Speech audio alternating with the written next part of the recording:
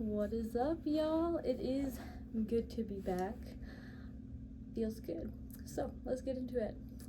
I think this video could also be titled Fulfilling Self-Desire and the Desire of Others versus Fulfilling Your Calling, because I think each one is valid but can look very different.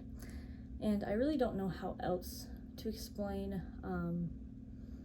what I'm trying to get across here well, other than with a personal example. So we'll get into mine. And first, by giving this example, let it be known, I wouldn't exactly say I'm fulfilling my calling right now, 150% certain I'm out here doing it, because I'll admit, I know I've neglected to be a good steward of the gifts that I've been entrusted with. And I know I'm not the only one. In fact, every single person I've ever met in my entire life had some sort of gift, whether they wanted to acknowledge it or not.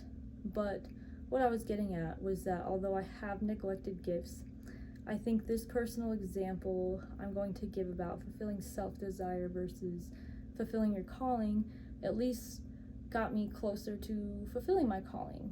I got in the general region of it. So here's my personal example. So straight up, in my young adulthood, I literally just wanted to live in a tent. I'm like, I can camp in all these amazing, beautiful, different places, just buy a really big tent, make it super dope, and I'll pay for anything by making money on my laptop. Super solid plan, right? And part of that dream equation for some time was that I was just going to go around meeting various people, hearing their stories, learn from them, and maybe I'll inspire a couple people along the way too. And that was kind of a cop-out, actually, because I knew in the bottom of my heart that I wasn't meant to just check out from the world, which that was my self-desire, to just really not mess with anyone or anything. And so that was a little bit of my compromise, was just I'll talk to people and we'll share and we'll inspire one another while I do this traveling thing. Dead serious. And funny enough, that dream kind of evolved from living in the forest and not dealing with anyone when I was even younger, but I kind of still feel that now, to be honest. Like, I don't want to deal with the world. I'd much rather live somewhere with little cell service, little people, and just focus on living a good life, but it's all necessary here. So I was totally down to do this tent thing, and I was passionate about doing this, and I even started making money on the computer remotely before I made any moves, so at least I was being responsible and making money. And this was a while ago, so it was definitely harder to find work online back in the day, but I did figure it out eventually. And that's kind of the small blessing of having access to the computer at a young age. Definitely many downsides. I wouldn't recommend it, but there's an upside there. And there's also another motive behind wanting to work on the computer that I will definitely dive into in another video soon, because I wanted to talk about that for a while. But I never actually ended up doing the whole traveling tent thing. And I very well could have, I had no ties, I had no commitments really. There was nothing stopping me. My at the time boyfriend wasn't totally about it. But he didn't stop me. At the end of the day, I could totally make my own decisions, right? And I do love them though, so of course I didn't want to jeopardize that. So there's a portion of that, but eventually I let go of that idea, and my heart was actually changed. I realized that me essentially checking out from the world, besides people I'd meet and travel, was just not where I was meant to be. Whatever my purpose was, I truly felt that was not it, which is sad, of course. It's a little bit heartbreaking. Like, you're telling me I'm gonna go do some monotonous stuff instead, and at the time, anything that wasn't wildly novel and new every single day was considered monotonous to me. And now it's not to say that I live a particularly monotonous life now. I've still managed to build a life that does offer some freedom to have variety daily, which is certainly a saving grace for me. But eventually I found peace with the path I was on. Even if it wasn't the one I originally intended, because I can feel that I'm on the right path, that I'm finding my destiny and calling, for lack of better words, however cliche it sounds, but it's true. I mean, I think that's something we're all searching for, but well, maybe not. Maybe it's something that we all should be searching for, but we're not. But I know a lot of people can still relate to that. But the interesting thing about that piece is that it can dwindle if I'm not actively making moves in the world. So if I'm not actively progressing in any sort of direction, it tells me this, that I'm not broken. I don't have an incurable mental illness, and I don't need meds to deal with it those times that peace is not with me. You know, those lows, they would say, because perhaps I'm just not fulfilling my calling or moving towards it, because that's a common denominator. Every single time I'm not at peace for no obvious reason. And, you know, obviously there's obvious reasons, right? There's sad things that happen in our life, and we should grieve and have a period of mourning.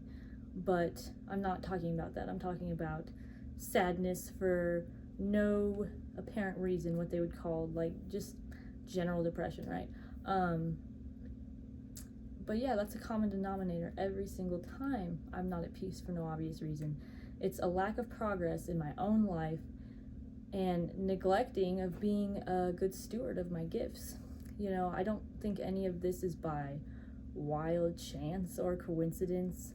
The world is so intelligently designed down to the pollen on a flower, and I truly believe we were all born for a unique purpose. And I think the more you tap into that and you make bold moves towards your calling, the generally more fulfilled we become, even if it is so different than what people expect from you or want from you or what you even wanted from yourself. And I actually have a saying I've used several times, which is, I thought I knew so much about my destiny, but I actually knew very, very little. And there's just a bigger plan here.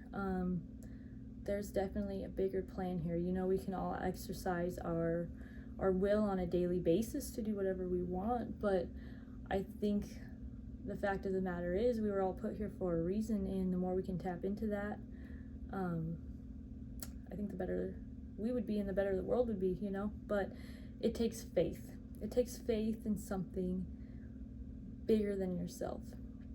Mostly faith, courage, and perseverance, to abandon the expected for the unexpected, qualities which I believe we are all equipped to build up within ourselves, or others are equipped and gifted with to build us up with. And that's kind of interesting how the world always seems to work full circle like that. But a question I think we should all seriously ponder is this: what are my gifts?